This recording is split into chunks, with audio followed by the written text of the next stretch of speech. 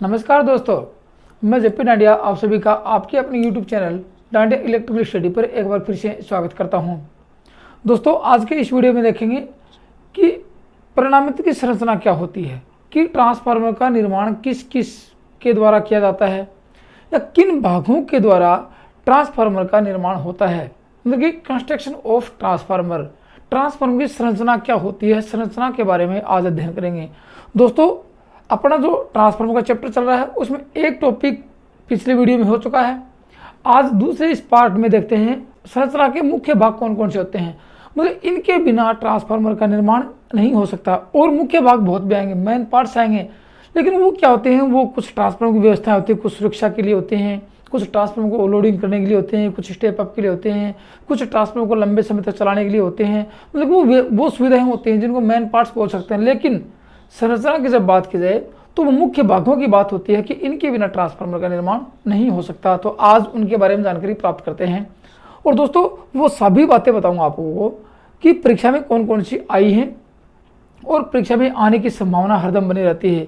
और ऐसा कोई पॉइंट नहीं छोड़ूंगा तीनों पार्ट्स में, क्योंकि यहाँ पे तीन मुख्य भाग आएंगे। संरचना में तीन मुख्य भाग हैं, तीनों भागों में इस प्रकार से पढ़ाऊंगा कि आप देखोगे, आप यदि संपूर्ण बातें लिखोगे तो आपके दिमाग में सारे कन्फ्यूज दूर हो जाएंगे, आपके दिमाग के सारे डाउट दूर हो जाएंगे कि सर ने ऐसा क्या बता दिया कि इनके जैसे कोर है, वाइंडिंग है, इनके बारे में कोई डाउट ही नहीं बचा। तो चलिए देखते हैं कि ट्रांसफार्मर की संरचना के मुख्य भाग कौन कौन से होते हैं। फिर उसके बाद देखेंगे कि ट्रांसफार्मर के मेन पार्ट और कौन कौन से होते हैं। ये तो थे संरचना के मुख्य भाग, तो उनकी बात कर लेते हैं। आज क्या पढ़ेंगे? Construction of transformer, construction of transformer, परिणामित्र की संरचना, परिणामित्र की संरचना देखते हैं।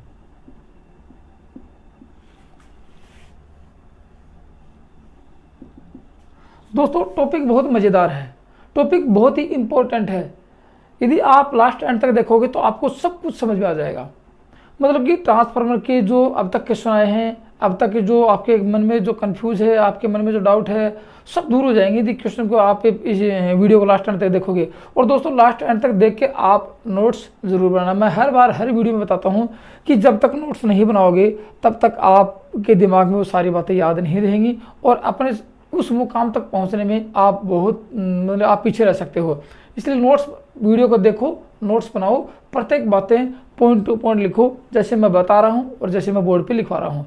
यदि आप मेरे साथ साथ पढ़ते चले जाओगे, आप मेरे साथ साथ पढ़ते रहोगे, तो आप असफल नहीं हो सकते। आप अपनी सफलता को आराम से, आसानी से प्राप्त कर सकते हो। लेकिन आप यदि देखते हो कि सर पढ़ा रहे, हमें समझ में आ गया होगा, बाद में देखते हैं, वीडियो को छोड़ देते हैं या फिर नोट्स बनाना भूल जाते हैं, तो फिर वो बात अलग है, उसकी तो मैं नहीं कह सकता। तो चलिए देखते हैं कि इस संरचना के मुख्य भाग को। संरचना मतलब ट्रांसफार्मर का निर्माण किन किन के द्वारा किया जा सकता है, जो कि अहम भूमिका निभाते हैं। उनमें सबसे पहला भाग आता है कोर आता है, क्योंकि वाइंडिंग किसके ऊपर स्थापित करेंगे? कोर के ऊपर करेंगे। तो सबसे पहला भाग पढ़ेंगे कोर, जो अंग्रेजी में इसको हिंदी में क्रोड कहते हैं, क्रोड कहते हैं। अब आप लोगों ने देखा होगा, वाइंडिंग जिस भाग पर स्थापित होती है वह कोर कहलाती है।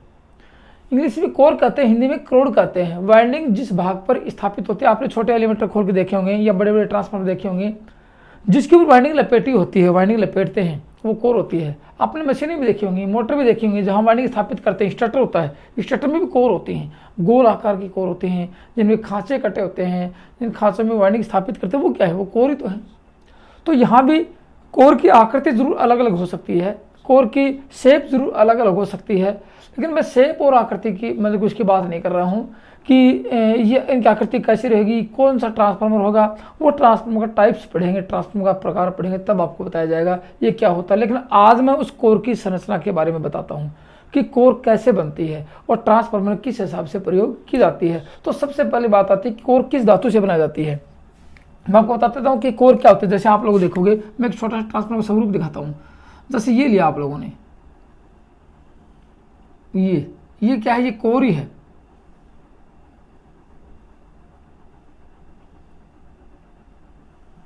ऐसा देखा होगा आपने ट्रांसफार्मर,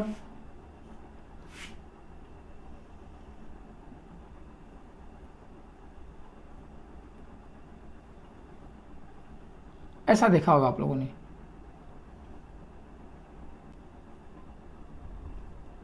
ये सारी की सारी क्या थी, ये कोर थी आप लोगों की, ये पतली पतली कोर थी।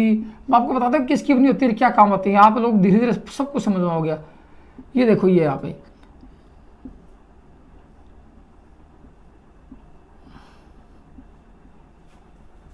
यहाँ पे आप ऐसा देखो।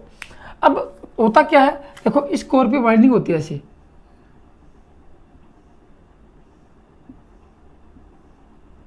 ऐसे वाइंडिंग होती है इस कोर के ऊपर।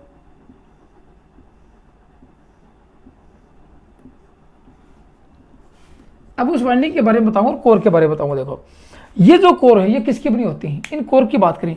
ये जो कोर है ये पतली पतली कोर है, ये कोर है जिसको कोर बोलते हैं। आप मेरी बातें धीरे धीरे समझना और गौर से और समझ के लिखना। ये क्या है, ये कोर है। अब देखो कोर किसकी होती है, ये नरम लोहे की होती है। नरम लोहा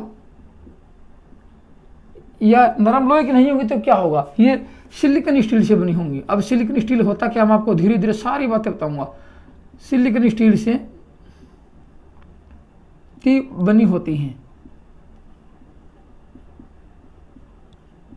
एक तो सबसे बड़ी बात है आगे किसकी बनी होती है, सिलिकॉन स्टील की बनी होती है। अब सिलिकॉन स्टील ही क्यों, मतलब नरम लोहे की मैंने नाम लिया, सिलिकॉन स्टील ही क्यों प्रयोग करते हैं, उसका भी एक रीजन है। आप लोगों ने देखा होगा कि लोहे का जहाँ भाग प्रयोग होता है और उसके ऊपर वाइंडिंग होती है और विद्युत धारा प्रवाहित करते हैं, तो लोहे के भाग में लौह हानियाँ होती हैं। देखा होगा आप लोगों ने, मैंने एसी मशीन डीसी मशीन पढ़ाई है और चुंबकत्व का चैप्टर पढ़ाया है, वहाँ भी मैंने आपको बताया था कि हानियाँ क्यों होती हैं। हानियाँ होंगी, अब हानियाँ होंगी तो क्या होगा, एक तो इसमें हानि होगी, तो हानियों को कम करने के लिए अब कौन सी हानियाँ कम करेंगे ये आगे धीरे धीरे बताऊंगा। एक दूसरी बात आती है कि लोहे की कोर काम क्या आती है, जब उस पर वाइंडिंग होती है तो सबसे पहला काम आता है कि वो फ्लक्स को रास्ता प्रदान करती है, चुंबकीय फ्लक्स को रास्ता मतलब पथ प्रदान करती है। तो चुंबकीय फ्लक्स को जब पथ प्रदान करेगी तो उसमें क्या होना चाहिए, कम रिलेक्टेंस का मान होना चाहिए। रिलेक्टेंस का मान कम से कम होना चाहिए। तो एयर में रिलेक्टेंस ज़्यादा होता है तो चुंबकीय फ्लक्स को रास्ता प्रदान करती है, कैसा, कम रिलेक्टेंस का, क्योंकि इसका रिलेक्टेंस का मान, क्योंकि नरम लोहे का रिलेक्टेंस कम से कम होता है, सिलिकॉन स्टील का रिलेक्टेंस होने प्रतिष्ठम कम होता है। अब प्रतिष्ठम क्या होता है, मैंने इसीलिए आपको बताया था कि आप जब तक चुंबकत्व का चैप्टर का अध्ययन नहीं करोगे तो ये बातें बहुत धीरे धीरे समझ में आएंगी।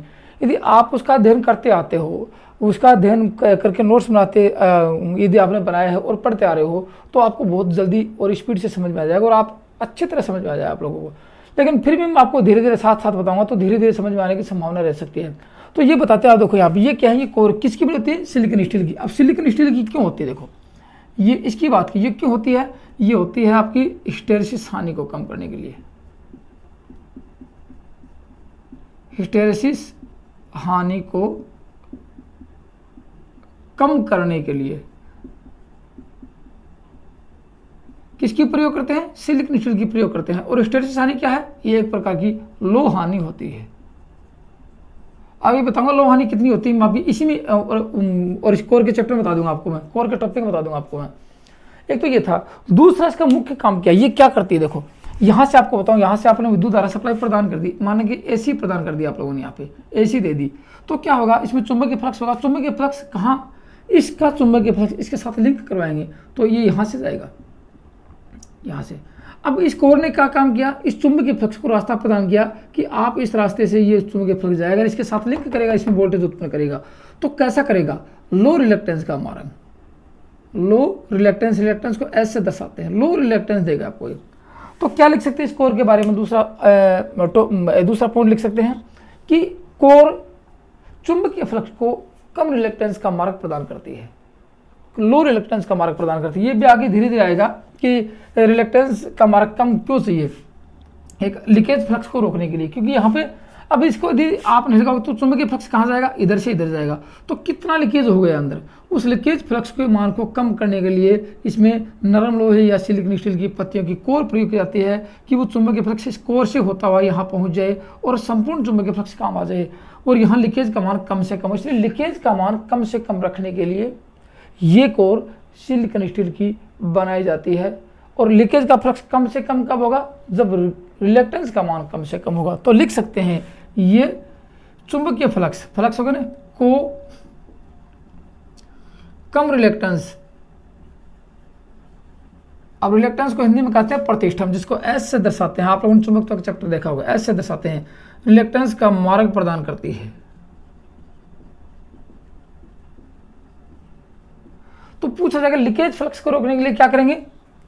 ये अपने कोर स्थापित करेंगे, या तो करेंगे नरम लोहे की या फिर सिलिकॉन स्टील की। सबसे ज़्यादा नरम लोहे की होगी तो रिलेक्टेंस का मान कम कर सकती है, लेकिन हिस्टैरिसीस हानि के मान को कम नहीं कर सकती। इसलिए कहते हैं हिस्टैरिसीस सिलिकॉन स्टील का ही प्रयोग कर लें कि वो हिस्टैरिसीस हानि का मान भी कम कर दे और रिलेक्टेंस का मान भी कम कर दे। इसलिए कहते हैं यहाँ पे एस का मान स्कोर में एस का मान लो होता है। एस क्या है? प्रतिष्ठम्भ है। अब अगला पॉइंट देखिए, ये देखो जो कोर की बात करते हैं, ये कितने हर्ट्ज की आवृत्ति तक होते हैं? सिलिकॉन स्टील की जो कोर होती है कितने तक के लेते हैं? देखो यहाँ बता सकते हैं कि ये 50 से 60 हर्ट्ज लगभग अनुमानित है। 50 से 60 हर्ट्ज आवृत्ति तक सिलिकॉन स्टील की प्रयोग करते हैं।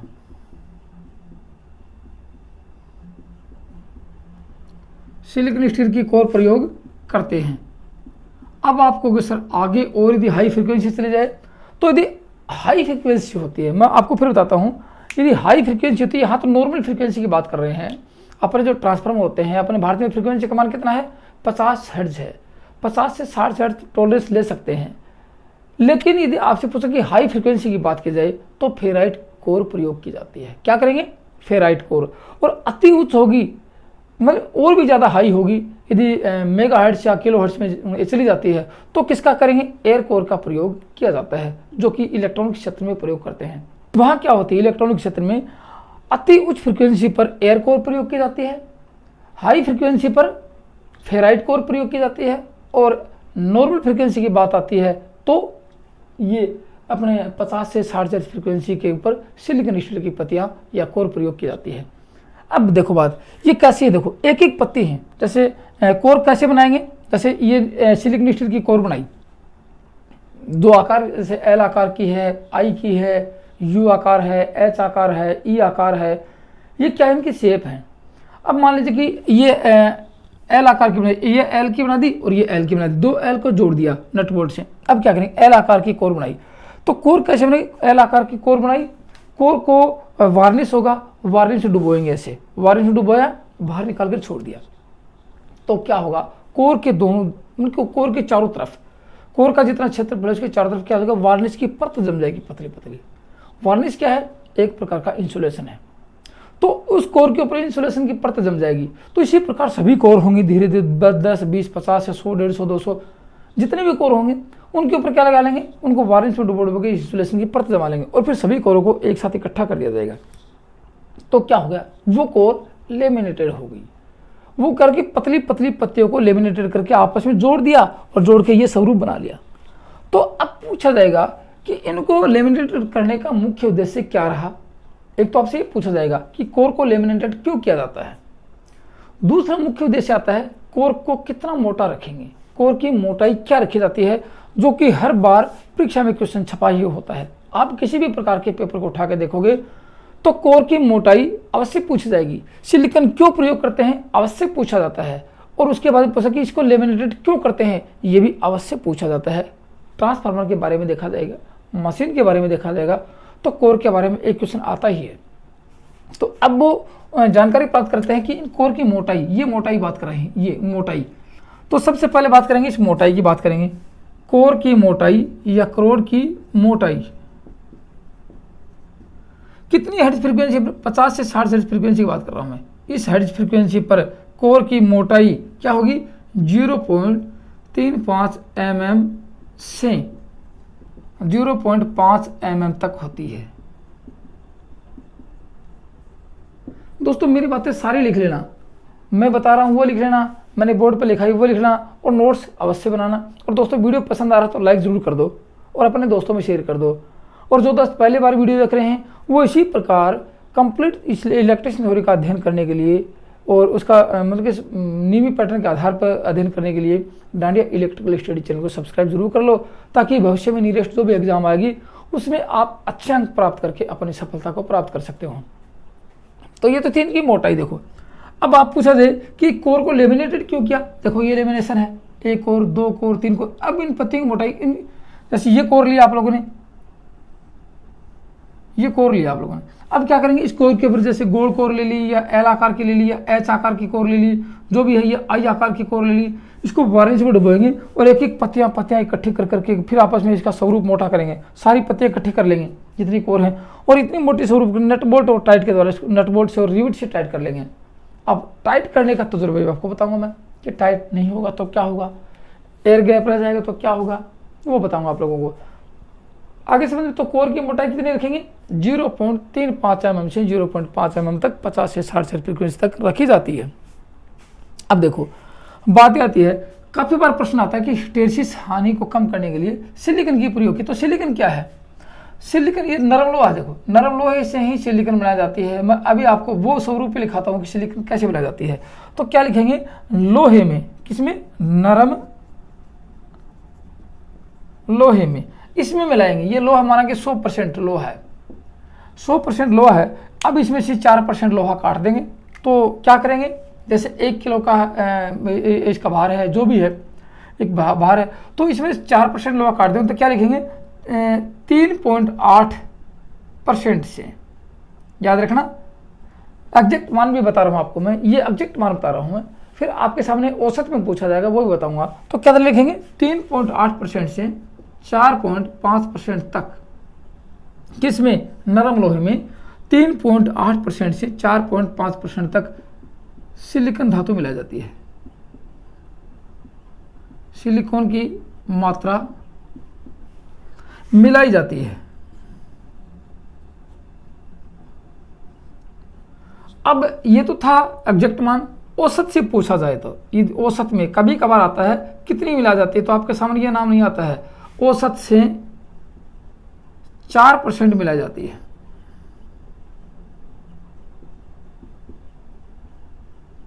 कितनी मिलाएंगे, औसत से 4% मिलाएंगे। तो फिर उसको नरम लोहे में सिलिकॉन की मात्रा मिलाई प्लस सिलिकॉन मिला दिया इसमें, तो इसका नाम क्या हो गया, सिलिकॉन स्टील हो गया। तो कोई अलग धातु नहीं है, सिर्फ नरम लोहे में सिलिकॉन मिलाएंगे तो उसका नाम बदल देंगे सिलिकॉन स्टील, जो कि ये एसिड मशीन जो प्रयोग की जाती है उसकी सबकी कोर बनाई जाती हैं और जिनकी मोटाई 0.35 mm से 0.5 mm रखी जाती है। तो आगे समझ में कि सिलिकॉन स्टील क्या होता है।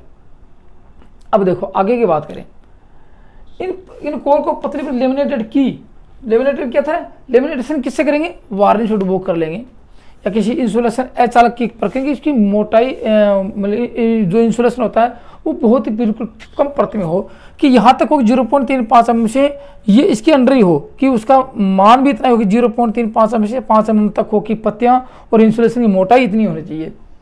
तो लेमिनेटेड की मोटाई कितनी होगी, ये होगी। अब कहते हैं लेमिनेशन करने का मुख्य उद्देश्य क्या रहा, कि एक एक पत्तियाँ क्योंकि या पूरे अकेले को ही प्रयोग कर सकते थे, एक पूरा लोहे का पिंड भी प्रयोग कर सकते थे।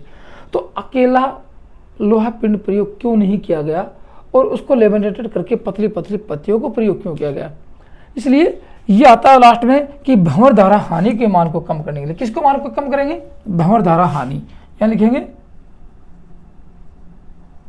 भंवर धारा हानि, जिसको एडी करंट लॉस बोलते हैं। याद रखना बात, काफी बार परीक्षा में पूछा जाता है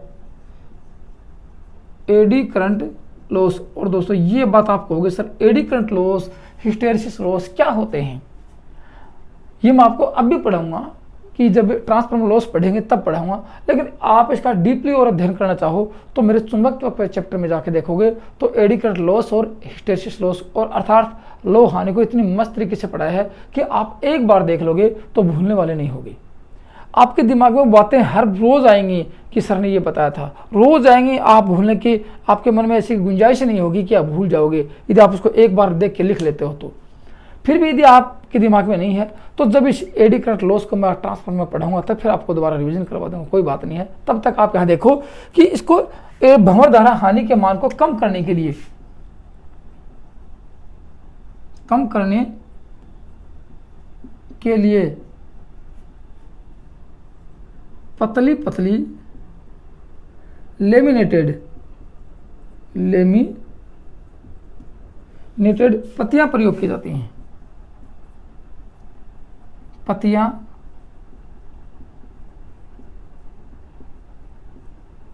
प्रयोग की जाती है। अब आपके सामने दो चीज़ें आ गई। देखो, नाम क्या आता है कि ट्रांसफार्मर की कोर किससे बनी होती है, तो आप ये नहीं कहते हैं कि सिलिकॉन स्टील से बनी होती है, ये कहते हैं कि सिलिकॉन स्टील की पतली पतली पत्तियों से बनी होती है। क्या कहेंगे? सिलिकॉन स्टील की पतली पतली पत्तियों से बनी होती है। अब मुख्य उद्देश्य आ गया कि सिलिकॉन मिलाने का मुख्य उद्देश्य क्या था? हिस्टेरिसिस हानि को, मतलब सथल्य हानि के मान को कम करने के लिए। लेमिनेटेड करने का मुख्य उद्देश्य क्या था? एडी करंट लॉस अर्थात भंवर धारा हानि के मान को कम करने के लिए। लेकिन दोनों हानियां हैं किस में? आपसे पूछा जाए दोनों हानियां किस में हैं? ये लोहे की कोर में है। तो क्या कह सकते हैं, ये दोनों हानियां मिलकर किस हानि का प्रारूप बदल लेते हैं? लोह हानि। इसलिए सिलिकॉन स्टील की पतली पतली पत्तियां प्रयोग करने का मुख्य उद्देश्य लोह हानि के मान को कम करना, जो कि काफी बार परीक्षा में कंफ्यूज होता है। ठीक है ना? दोनों के दोनों क्या है? लोह हानियां हैं। ये आपको पढ़ाएंगे तब बताएंगे, तब तक आप इस कोर के बारे में देखो। अब देखो, कोर को पतली पतली पत्तियां लेमिनेटेड कोर की, कोर को कसा। अब कसते समय यदि आप कंजूसी पर जाते हो, कसते समय आपसे कुछ चूक हो जाती है, भूल हो जाती है, तो क्या होता है? वहां गैप रह जाता है। किसमें? एक ही कोर के बीच में गैप हो जाता है, मतलब कि स्पेस रह जाता है।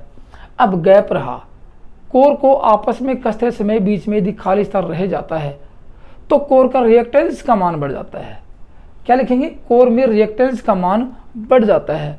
अब रिएक्टेंस का मान बढ़ेगा तो क्या होगा? कोर में हानियां बढ़ जाएंगी। तो लिख सकते हैं, कोर को कसते समय यदि बीच में खाली स्थान रह जाता है तो कोर में रिएक्टेंस का मान बढ़ जाएगा, जिसमें कोर में हानियां बढ़ जाएंगी। एक पॉइंट ये लिख लेना। उसके बाद देखो, बात करते हैं, आपने कोर को कसा, फिर भी आप कंजूसी बरत गए, बिल्कुल टाइट नहीं कसा, रिविट से हो या नट बोल्ट से हो, आप लोगों ने इतनी पत्तियों ये कोर से कसा, तो क्या लिखेंगे? यहाँ देखो, यहाँ नट बोल्ट लगाएंगे, एक यहाँ लगाएंगे, यहाँ लगाएंगे, यहाँ लगाएंगे, यहाँ भी लगा सकते हैं, यहाँ भी क्योंकि सारी कोर को कसेंगे ऐसे, ये नट बोल्ट के द्वारा ऐसे, ये ऐसे, ये ऐसे, ये सब कोर कसेंगे, यहाँ पे सबको कसेंगे आपस में, ये पीछे नट बोल्ट लगा के। तो यदि इन कोर, ये कोर ढीली रह जाती है, ये प्रश्न भी काफ़ी बार परीक्षा में पूछा गया है। मैंने जितने प्रश्न बताए सारे परीक्षा में आ चुके हैं। ऐसा कोई पॉइंट नहीं है जो मैंने अब तक बताया हो और परीक्षा में नहीं आया, कोई एग्जाम में नहीं आया हो, सब के सब आए हैं। तो क्या कर सकते हैं? यदि कोर को टाइट करते समय, कोर को कसते समय यदि कोर ढीली रह जाती है तो इन कोरों में आवाज़ आती है, इन कोरों में गुंजन स्वर होता है। अब गुंजन स्वर क्यों होता है वो तो आगे चैप्टर पढ़ेंगे। गुंजन स्वर पैदा होने का कारण क्या था वो आपको चैप्टर पढ़ेंगे तब बताएंगे, लेकिन आज बात कर रहे हैं कोर की। कोर में गुंजन स्वर होता है जिसको बोलते हैं हमिंग दोष। तो ट्रांसफार्मर में हमिंग दोष कैसे उत्पन्न हुआ? मतलब कोर को कसते समय कोर ढीली रह जाने के कारण ट्रांसफार्मर में गुंजन स्वर पैदा होता है। आपने किसी ट्रांसफार्मर के साथ पास से गुजरते हुए देखा होगा कि आवाज़ आती है, तो वो क्या होगी? वो गुंजन स्वर होगा। क्यों? कोर ढीली हो गई है, वाइब्रेशन से ढीली हो गई हो या कसते समय ढीली रह गई होंगी, तो गुंजन स्वर को ही हमिंग दोष कहते हैं। एक तो बात याद थी। तो यहाँ तक के कितने पॉइंट हो गए? आप लोगों ने आप सभी पॉइंट देखोगे तो आपको अच्छी तरह समझ में आ जाएगा। तो इसमें कोई क्या होगा? इसमें ही होता है हमिंग दोष। कहाँ? हमिंग दोष कहाँ होता है? यही होता है। क्यों? गुंजन स्वर होता है, गुंजन स्वर को ही हमिंग दोष कहते हैं। क्यों होता है? कोर ढीले होने के कारण, ढीली होने के कारण होता है, होने पर गुंजन स्वर होता है, जिसको हमिंग दोष बोलते हैं। इसको अच्छी तरह टाइट कर देंगे। तो ये तो थी आपकी कोर की बातें कि कोर क्या होती है। अब कोर की आकृति और देख लो, कोर का शेप क्या होता है, किस प्रकार की आकृतियाँ होती हैं। तो मैं आपको कोर की आकृति और बता देता हूँ कि अपने ट्रांसफार्मर में कोर किस किस आकृति से लगाए जाते हैं। तो एक तो ये देखो, ये एल आकृति की कोर होती है, एल टाइप, आई टाइप और ये एच टाइप,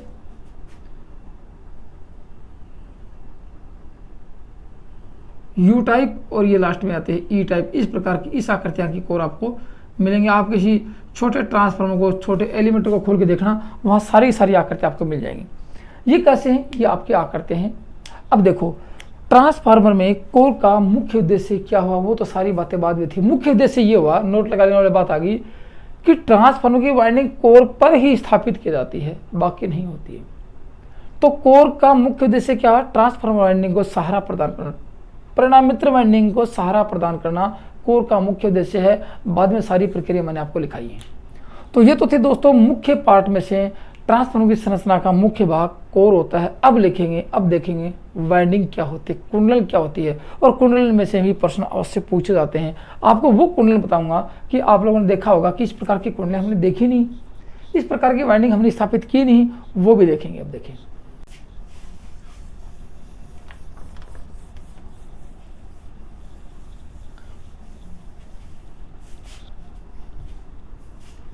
अब देखो, अब क्या देखेंगे, दूसरा मुख्य भाग देखते हैं इसका, वाइंडिंग, जिसको हिंदी में कुंडलन कहते हैं। इसके बारे में देखते हैं। अब आप लोग देखोगे कि ट्रांसफार्मर में वाइंडिंग कितनी होती हैं। अब यदि ऑटो ट्रांसफार्मर की बात की जाए तो कितनी वाइंडिंग, एक वाइंडिंग प्रयोग किया जाता है, लेकिन एक वाइंडिंग को दो रूप से प्रयोग करते हैं। वाइंडिंग का कुछ भाग सेकेंडरी के तौर पर प्रयोग करते हैं और कुछ भाग प्राइमरी के तौर पर प्रयोग करते हैं। तो वाइंडिंग दो क्यों होते हैं, आप लोगों को पता है। एक वाइंडिंग में यदि विद्युत धारा सप्लाई प्रदान करते हैं तो दूसरी वाइंडिंग से सप्लाई लेते भी तो है, याद रखना। तो सप्लाई जिसमें देते हैं वो सप्लाई दे दी, तो फिर ट्रांसफार्मर का अपने को वोल्टेज डाउन कैसे कम, भाई अपने को कम करके देगा, फिर वोल्टेज बढ़ा के देगा, तो कैसे देगा, एक कुंडल और होती है। इसलिए कहते हैं ट्रांसफार्मर में दो प्रकार की वाइंडिंग होती है। कितने प्रकार की, याद करना, ट्रांसफार्मर में वाइंडिंग दो प्रकार की होती है। और दोस्तों दो ही नहीं है, इन दोनों के प्रारूप होंगे। इसको स्थापित कैसे करेंगे ट्रांसफार्मर में, वो आज बताऊंगा आप लोगों को मैं, कि बहुत ही इंपॉर्टेंट टॉपिक है। वाइंडिंग के बारे में देखोगे तो आपको सब कुछ समझ में आ जाएगा कि कोर टाइप ट्रांसफार्मर में वाइंडिंग कैसे स्थापित करेंगे, और सेल टाइप में कैसे करेंगे, बेरियर टाइप में कैसे करेंगे, वो आपको समझ में आएगी अच्छी तरह से। लेकिन आप जब तक वीडियो को देखोगे, आपके धीरे धीरे देखते चले जाओगे, सब कुछ समझ में आ जाएगा। इसलिए मैंने आपको शुरू में बताया था कि वीडियो को लास्ट एंड तक, प्रत्येक वीडियो को लास्ट एंड तक जरूर देखना, बीच में स्किप मत करना, नहीं तो आप बहुत कुछ चीज़ें मिस कर सकते हो। फिर कहोगे सर ट्रांसफार्मर में हमें वो नहीं आता, हमें वो नहीं आता, हमने सब कुछ देखा था। नहीं, आप पॉइंट टू पॉइंट मैं बता रहा हूँ वो लिखो। फिर भी यदि आपको समझ में नहीं आता, मेरे को कमेंट्स में लिख के जरूर बताओ। इसलिए मैं हर बार कहता हूँ, इस वीडियो के प्रति आपके मन में कोई विचार हुआ, आपके मन में कोई समस्या उत्पन्न हुई, या फिर वीडियो में ये समझ में नहीं आया, या फिर हमें वीडियो पसंद ही नहीं आया, जो भी आपके मन में है वो आप कमेंट्स में लिख के मेरे को जरूर बताना, ताकि मैं आप लोगों को और आगे इंप्रूवमेंट करके प्रयास को या सुधार कर सकूं। ठीक है, अब देखते हैं कि दो वाइंडिंग कौन कौन सी होती हैं। जिसको पहली वाइंडिंग को क्या बोलेंगे, प्राइमरी वाइंडिंग।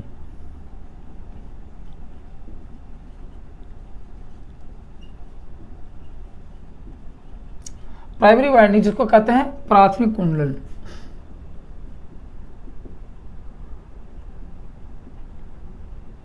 प्राथमिक कुंडल की बात करते हैं। देखो, अब देखो मैंने आपको बताया, एक वाइंडिंग ये है, गौर से देखना, एक वाइंडिंग ये कर रखी है, एक भुजा पे कोर की, दूसरी भुजा पे ये वाइंडिंग कर रखी है। अब इस वाइंडिंग को आप लोगों ने स्थापित किया, ये वाइंडिंग। अब ये नहीं कह सकते प्राइमरी कौन सी है, क्योंकि आपके पास एक कोर होगी, कोर के दो भुजाएं आपको सामने दिख रही हैं।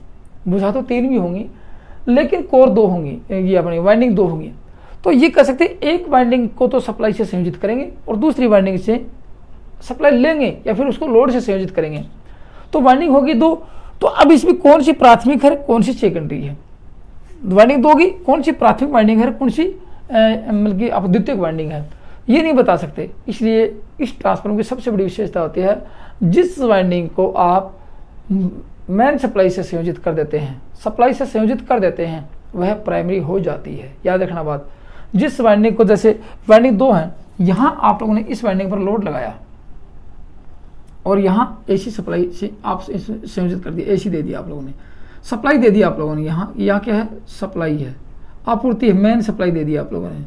तो क्या कह सकते हैं, ट्रांसफार्मर की या परिणामित्र की जिस वाइंडिंग को, लिख दो इसकी परिभाषा, या परिणामित्र की जिस वाइंडिंग को मेन सप्लाई से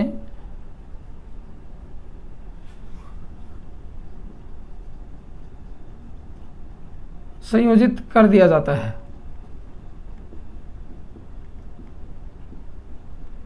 वह प्राइमरी वाइंडिंग कहलाती है।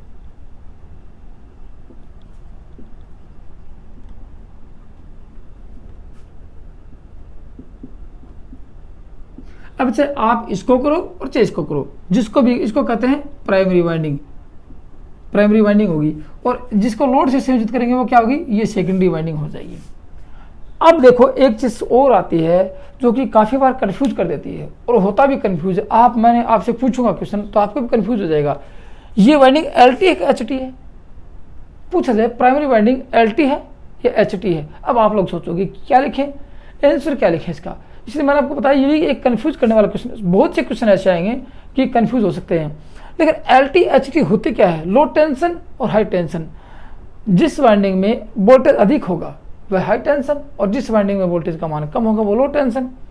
लेकिन यहाँ तो नहीं है कि जैसे माना कि ये सेकेंडरी है, इसमें टर्नों की संख्या 5, इसमें 10 है, तो ये क्या होगी, ये क्या होगी आपकी, ये HT होगी कि वोल्टेज का मान अधिक हुआ। लेकिन पूछा जाए इसमें टर्नों की संख्या 5 और यहाँ 10 है, तो यहाँ वोल्टेज कम होगी, तो ये क्या होगी, ये LT होगी। तो ये नहीं कह सकते कि ट्रांसफार्मर में कौन सी वाइंडिंग LT है कौन सी HT है। ये वाइंडिंग HT भी हो सकती है, ये वाइंडिंग HT हो सकती है जब ट्रांसफार्मर स्टेप डाउन होगा, याद रखना बात। और ये वाइंडिंग LT हो सकती है जब ट्रांसफार्मर स्टेप अप होगा। तो ये कह सकते प्राइमरी वाइंडिंग कौन सी होती है, इसलिए ये निर्धारित नहीं होता है कि प्राइमरी वाइंडिंग LT होती है या HT होती है, वो ट्रांसफार्मर की कंडीशन देखी जाएगी। इसलिए पहले क्या लिख सकते हैं कि ये LT भी हो सकती है, कौन सी प्राइमरी वाइंडिंग क्या हो सकती है, ये LT भी हो सकती है और HT भी हो सकती है। ये LT लो टेंशन व HT हाई टेंशन हो सकती है, हाई टेंशन वाइंडिंग हो सकती है।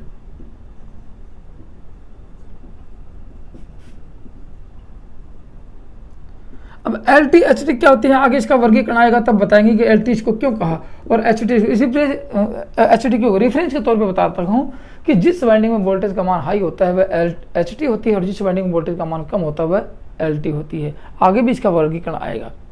एक तो ये था। दूसरी वाइंडिंग कौन सी है, सेकेंडरी वाइंडिंग। दूसरी वाइंडिंग कौन सी है, सेकेंडरी वाइंडिंग। ये प्राइमरी थी और दूसरी बात करेंगे सेकेंडरी।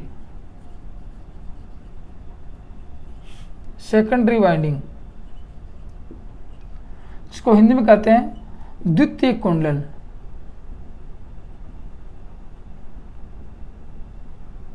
ये इसकी बात करते हैं। ये आपको मैं पहले बता चुका हूं कि जिस वाइंडिंग को सप्लाई से संयोजित करते हैं, जिस वाइंडिंग को सप्लाई से संयोजित करते हैं वह कौन सी होती है, वह प्राइमरी होती है। और जिस वाइंडिंग को लोड से संयोजित करते हैं, जिस वाइंडिंग को लोड से संयोजित करते हैं, ये लोड है, या फिर कह सकते हैं कि सप्लाई प्राप्त करते हैं, लोड से संयोजित करते हैं, या फिर क्या कह सकते हैं, यहां लोड लगा दिया, माना कि यहां ये लोड लगाया, तो क्या ये होगी सेकेंडरी, ये होगी सेकेंडरी। तो क्या कह सकते हैं, जिस वाइंडिंग को लोड से संयोजित करते हैं या फिर जिससे विद्युत आपूर्ति या विद्युत सप्लाई प्राप्त की जाती है वह द्वितीयक वाइंडिंग कहलाती है।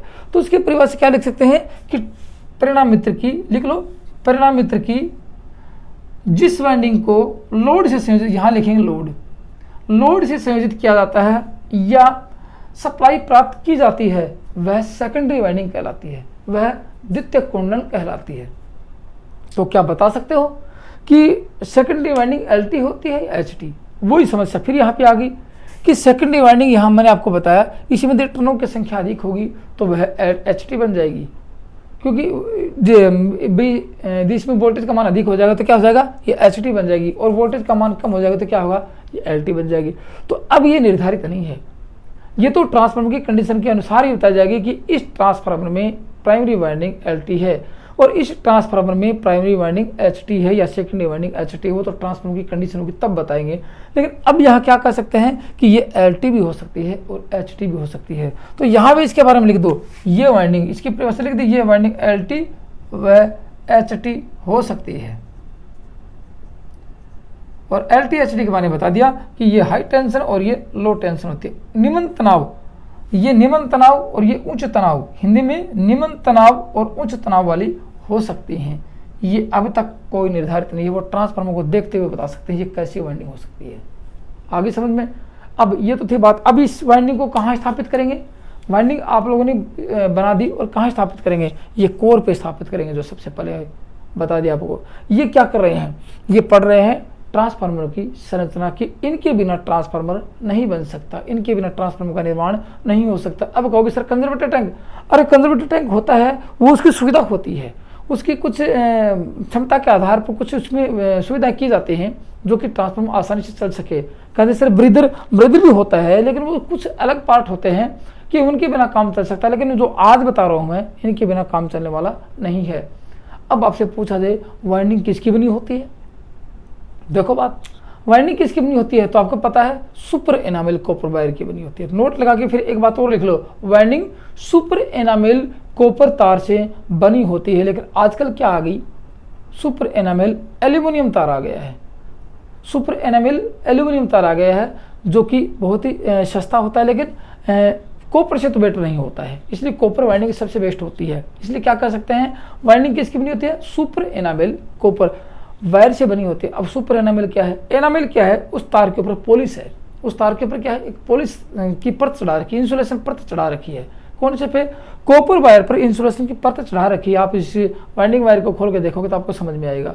अब उसका नाम क्या है, उस पॉलिश का एनामिल है, उस नाम क्या है उसका, एनामिल है। जैसे ये एनामिल है। अब एनामिल क्या है, बेस्ट क्वालिटी का, इसलिए इसको सुपर नाम दे दिया। एनामिल क्या, बेस्ट क्वालिटी का एनामिल प्रयोग करेंगे तो इसका नाम क्या दीजिए, सुपर एनामिल कॉपर वायर। इसलिए ये वाइंडिंग किसकी बनी होती है, सुपर एनामिल कॉपर वायर से निर्मित होती हैं।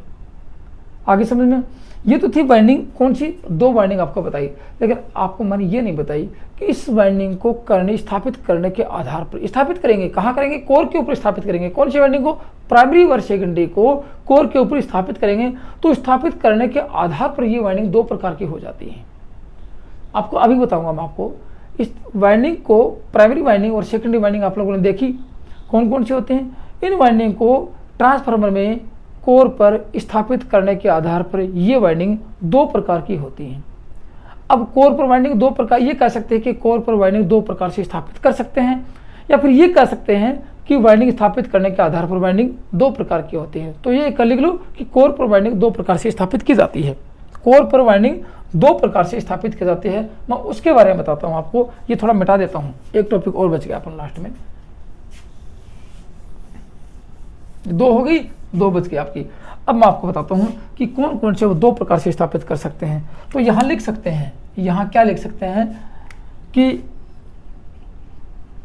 कोर पर वाइंडिंग दो प्रकार से स्थापित की जाती है। दोनों के दोनों प्रकार बहुत ही मोस्ट इंपॉर्टेंट हैं, क्योंकि प्राइमरी और सेकेंडरी बारे में सब जानते हैं। यहाँ आज कुछ अलग सीखेंगे, यहाँ कुछ हटके सीखेंगे, जो कि प्रत्येक ट्रांसफार्मर में किस प्रकार से स्थापित किए जाते हैं उनके बारे में सीखेंगे। उनके बारे में देखेंगे किस प्रकार से वाइंडिंग स्थापित होती है और कौन से ट्रांसफार्मर में कैसे स्थापित करेंगे।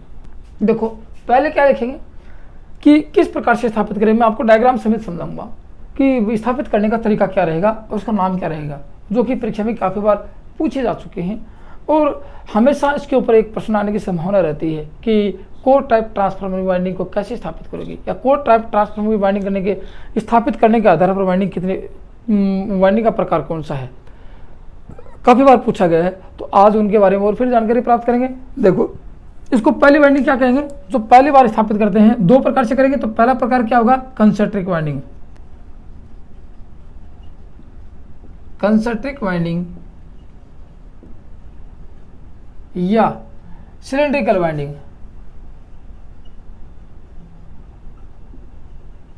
सिलेंड्रिकल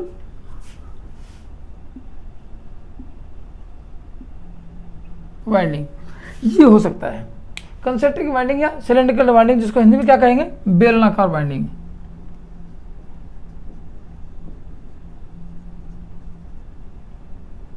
बेलनाकार कुंडल के आधार पर इस वाइंडिंग को स्थापित कर सकते हैं। कहाँ पे, ट्रांसफार्मर में।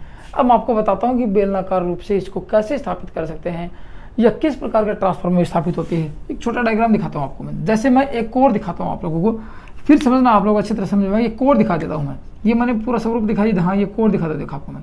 ये मैंने आपको एक कोर दिखाई,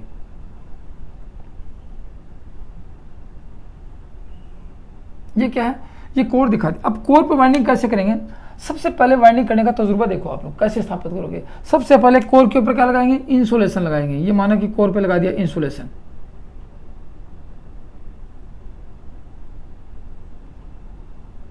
कोर पे क्या लगाया, इंसुलेशन लगा दिया। उसके बाद में सबसे पहले कौन सी वाइंडिंग करेंगे, एलटी करेंगे। ये नहीं कर सकते प्राइमरी करेंगे, प्राइमरी एलटी भी हो सकती है और प्राइमरी सेकेंडरी भी हो सकती है। मैंने ये तो नहीं बताया आप लोगों को, मैंने बताया कि एलटी वाइंडिंग स्थापित करेंगे, लो टेंशन वाइंडिंग जो भी होगी वो कोर पे स्थापित करेंगे। माना कि ये कोर पे एक वाइंडिंग स्थापित करती है दोनों साइड में,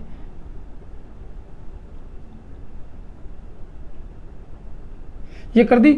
अब उसके बाद में क्या करेंगे, देखो कोर पे इंसुलेशन लगाए, वाइंडिंग स्थापित की, उसके बाद में फिर इंसुलेशन लगाएंगे, इस वाइंडिंग के ऊपर फिर क्या लगाएंगे, इंसुलेशन लगाएंगे।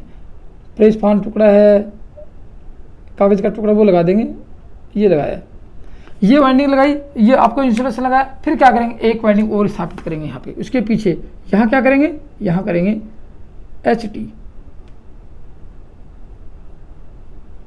ये क्या करेंगे, एक HT और लगा देंगे।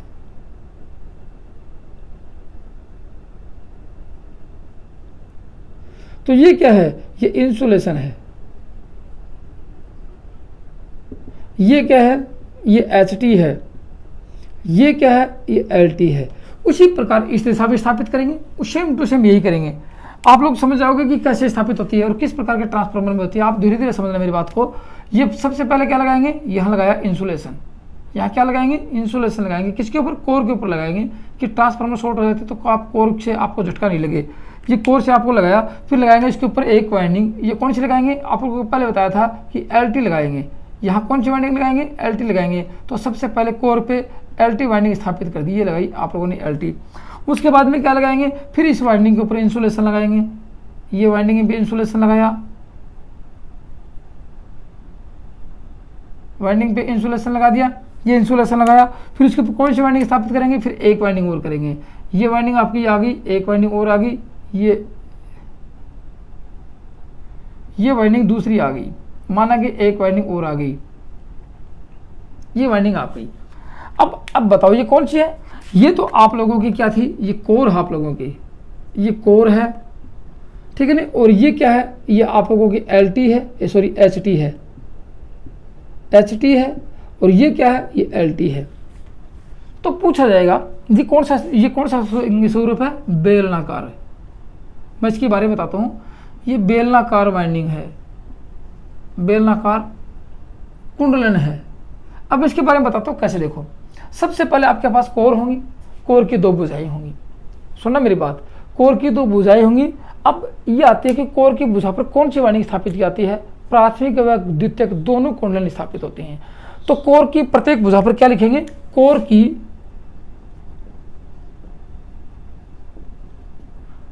प्रत्येक भुजा पर, कोर की प्रत्येक भुजा पर प्राइमरी वाइंडिंग व सेकेंडरी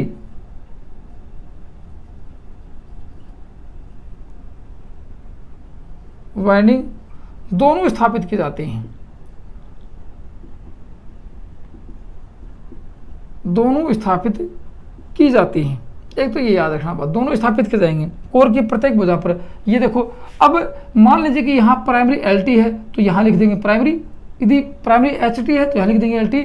तो लिखना पड़ेगा कि अब ये प्राइमरी और मतलब कि LT और HT, तो क्या लिख सकते हैं कि कोर की भुजा पर सबसे पहले कौन सी वाइंडिंग स्थापित करेंगे, कोर की भुजा पर या कोर पर पहले, कोर पर सबसे पहले LT वाइंडिंग स्थापित करेंगे। तो क्या लिखेंगे, ये काफ़ी बार पूछा गया है कि सिलेंड्रिकल वाइंडिंग या कंसेंट्रिक वाइंडिंग में सबसे पहले कोर के ऊपर कौन सी वाइंडिंग लगाते हैं, तो कोर पर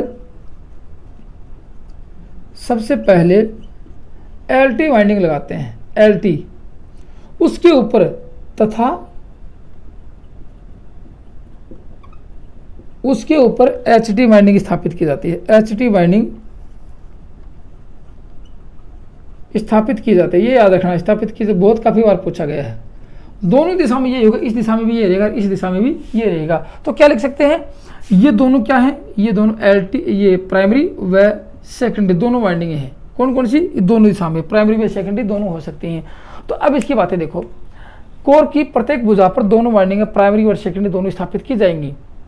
कोर के ऊपर सबसे पहले LT वाइंडिंग होगी, उसके ऊपर HT वाइंडिंग स्थापित की जाती है और कोर दोनों वाइंडिंग के बीच में इंसुलेशन होता है।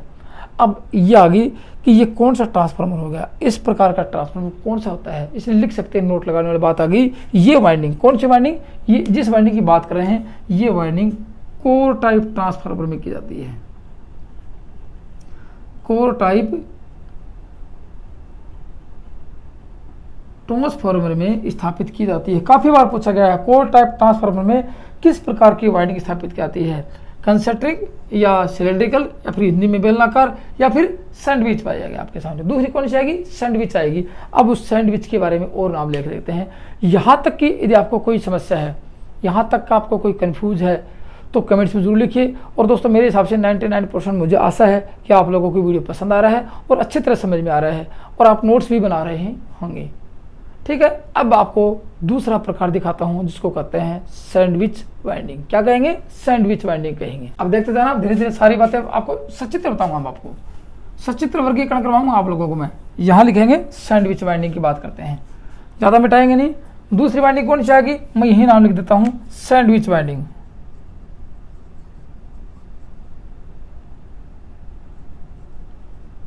सैंडविच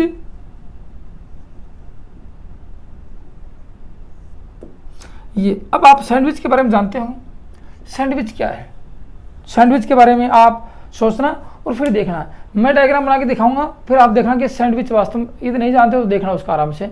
अभी यहाँ बोर्ड पे सैंडविच बताने की वो नहीं कि आपको मैं सैंडविच सिखाऊं कि सैंडविच कैसे बनाया जाता है और कितना स्वादिष्ट होता है। यहाँ सिर्फ ट्रांसफार्मर के चैप्टर की बात करें, सैंडविच की बात नहीं करें। मैं ये सिर्फ बताऊँ कि सैंडविच बनता कैसे है, सैंडविच का प्रारूप क्या होता है, वो सिर्फ बता रहा हूँ। तो मेरी वाइंडिंग देख के आप लोग देखना कि वास्तव में सैंडविच ऐसे ही बनता है। तो ये क्या होती है सैंडविच वाइंडिंग, देखो दो वाइंडिंग के बीच में एक वाइंडिंग स्थापित करना, दो वाइंडिंग के बीच में एक वाइंडिंग स्थापित करना, और वैसे ही सैंडविच बनता है। देखते हैं सैंडविच के बारे में। देखो यहाँ कोर टाइप, ये कोर लेते हैं, फिर आप देखना कि कोर लेते हैं। कोर कैसे लेंगे, अब थोड़ा कोर का प्रारूप बदल लेते हैं। देखो ये कोर लेंगे आप लोग, मैं सैंडविच का चित्र बना के दिखा रहा हूँ आप लोगों को कि सैंडविच कैसे बनती है। ये कोर लिया आप लोगों ने, यहाँ कोर के ऊपर ये कोर लेते हैं। आप बताने की कोर कौन सी, फिर आपको बताता हूँ ये कोर कौन सी कोर है, और इस कोर के ऊपर जो वाइंडिंग स्थापित करते हैं तो किस प्रकार के ट्रांसफार्मर का निर्माण होता है। वो तब जब ट्रांसफार्मर का प्रकार पढ़ोगे तब आपको समझ में आएगा। ये एच टाइप की आकृति की कोर ले लिया आप लोगों ने, ठीक है। अब यहाँ पे क्या स्थापित करेंगे, यहाँ पे करेंगे वाइंडिंग स्थापित। एक वाइंडिंग ये स्थापित कर लिया आप लोगों ने, ठीक है। एक वाइंडिंग ये, फिर आपको दोनों से दिखाता हूँ आपको वो। और एक वाइंडिंग ये ली, फिर एक वाइंडिंग ये ले ली, फिर एक वाइंडिंग ये और ले ली, ये ले लिया आप लोगों ने। फिर मैं आपको दिखाता हूँ कैसे। इस साइड भी ये वाइंडिंग लिखेंगे, यह वाइंडिंग रखेंगे इसके बीच में, ट्रांसफार्मर की कोर में ये वाइंडिंग रखेंगे। एक वाइंडिंग ये ली और एक ये ले ली, ये तीसरी वाइंडिंग ली, यहां रखा, ये चौथी वाइंडिंग ले ली, और ये आप लोग ले ली पांचवी वाइंडिंग। ये देखो यहाँ वाइंडिंग एक ये ले ली, ये वाइंडिंग दिखा दी आप लोगों ने। फिर इसके बारे में अच्छी तरह एक्सप्लेन करके बताता हूँ कि ये किस प्रकार के ट्रांसफार्मर होती है और स्थापित कैसे करते हैं।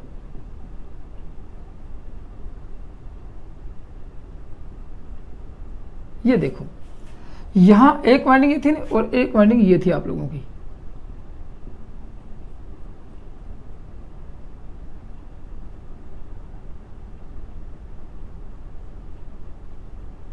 ये वाइंडिंग, अब मेरी बातें गौर से सुनना और देखना, ठीक है ना। अब ये क्या होगा, इस प्रकार के ट्रांसफार्मर में इसमें एचटी वाइंडिंग दो एलटी के बीच में स्थापित की जाएगी। ये क्या है, देखो मैं आपको फिर बताता हूँ। ये क्या है, ये एचटी है, ये क्या है, ये एचटी है।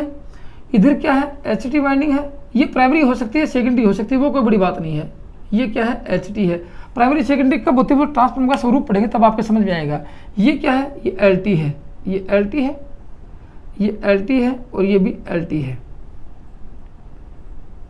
और इधर क्या रहेगी, ये भी एलटी वाइंडिंग रहेगी, और ये भी एलटी वाइंडिंग रहेगी, और ये भी क्या रहेगी, एलटी वाइंडिंग रहेगी। अब आप लोग समझ गए होंगे कि एक एचटी वाइंडिंग दो एलटी वाइंडिंग के बीच में दबा देंगे, दो एलटी वाइंडिंग के बीच में एक एचटी वाइंडिंग स्थापित कर देंगे।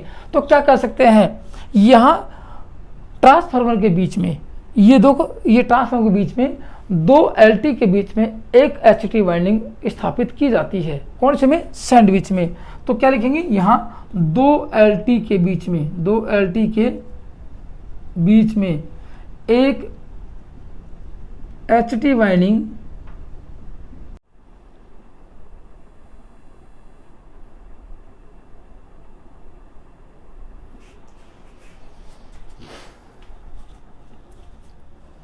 तो उसमें क्या होता है, सैंडविच में 2 LT के बीच में एक वाइंडिंग स्थापित की जाती है। ये आपके सामने है। तो सैंडविच भी ऐसे बनता है। सैंडविच में कुछ 2 पार्ट के बीच में एक पार्ट अलग रखे क्रम के उसको पका के बनाया जाता है। तो सैंडविच सेम ऐसे होगा कि 2 वाइंडिंग के बीच में एक वाइंडिंग पक रखे। क्यों 2 के बीच में एक? क्यों पूछा जाए 2 के बीच में एक क्यों?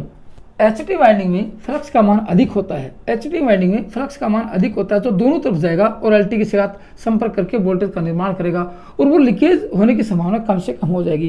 क्योंकि लीकेज कब होगा? जब यहाँ से लीकेज आउट चला जाएगा, यहाँ कुछ प्रयोग करने वाला भाग नहीं है, यहाँ कुछ प्रयोग करने वाला भाग नहीं है, तो लीकेज हो जाएगा। इसलिए कह सकते हैं इस वाइंडिंग में, कौन से में? इस सैंडविच वाइंडिंग में लीकेज रिएक्टेंस को कंट्रोल किया जा सकता है। जो फ्लक्स लीकेज होता है उसको कंट्रोल किया जा सकता है और लीकेज फ्लक्स कंट्रोल होता तो संपूर्ण फ्लक्स उपयोगी हो जाता है और वहाँ ट्रांसफार्मर की क्षमता बढ़ जाती है। इसलिए कह सकते हैं यहाँ अधिक क्षमता के ट्रांसफार्मर इस वाइंडिंग से बनाए जा सकते हैं, इसे कम क्षमता के होते हैं। तो पूछा जाए कि लीकेज फ्लक्स का कंट्रोल कहाँ होता है, लीकेज फ्लक्स किस वाइंडिंग में सबसे कम होता है? तो इस बेलनाकारी कंसेंट्रिक वाइंडिंग में लीकेज फ्लक्स अधिक होता है, यहाँ लीकेज फ्लक्स कम होता है। तो क्या कह सकते हैं, लीकेज रिएक्टेंस को कंट्रोल करने के लिए किस प्रकार की वाइंडिंग का प्रयोग किया जाता है? सैंडविच वाइंडिंग का प्रयोग करते हैं। ठीक है। और अब ये बात आती है कि किस प्रकार के ट्रांसफार्मर में इस सैंडविच वाइंडिंग का प्रयोग करते हैं। तो सेल टाइप ट्रांसफार्मर में सैंडविच वाइंडिंग का प्रयोग किया जाता है या सेल टाइप ट्रांसफार्मर में सैंडविच वाइंडिंग स्थापित की जाती है। दोस्तों मैंने आपको शुरू में बताया कि टॉपिक बहुत ही इंपॉर्टेंट है, बहुत मस्त इंपॉर्टेंट है और इंटरेस्टेड टॉपिक है। इसको पूरा देखना और लास्ट में अपने नोट्स जरूर बनाना। ये थे दोस्तों आप लोगों के किसके?